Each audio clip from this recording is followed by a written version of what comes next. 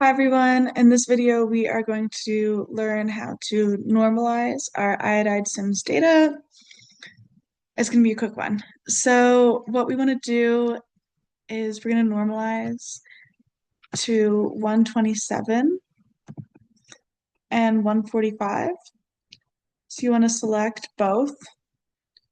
Okay, do Control, not Shift. You want to select both. I made the same mistake twice in a row.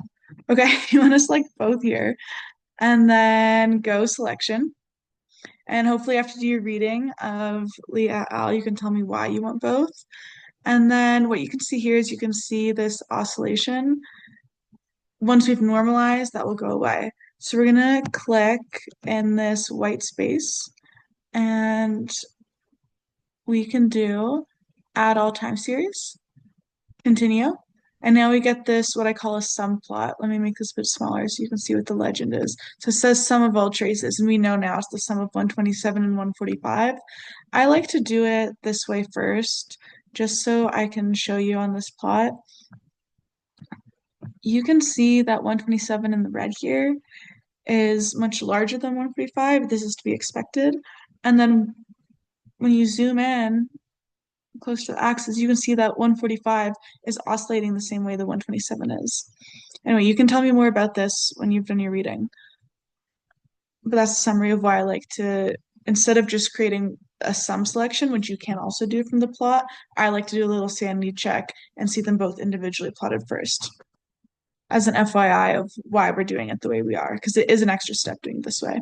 Anyway, now we have our sum of all traces, and actually, I need to consult my notes because I always just follow this. So we're going to right click on the trace and set the normalization values. Perfect. So right click on the trace, set normalization reference values, and now they are set. We can see that that happened in the top of our notebook, so that's great.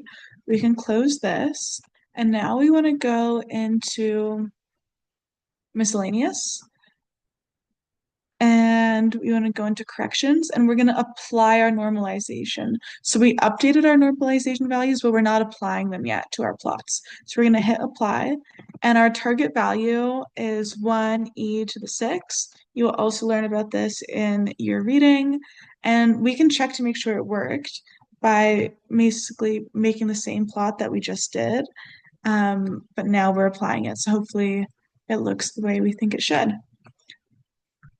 So now I'm doing a sum selection right from the start of 127 and 145. Continue, and we have a flat line. So now we are normalized, and it is also at 1e to the 6, which is exactly what we expect for the settings we applied. So that's it. The instructions that I wrote up are literally click for click, so hopefully you can refer to them whenever you need to do this. Good luck.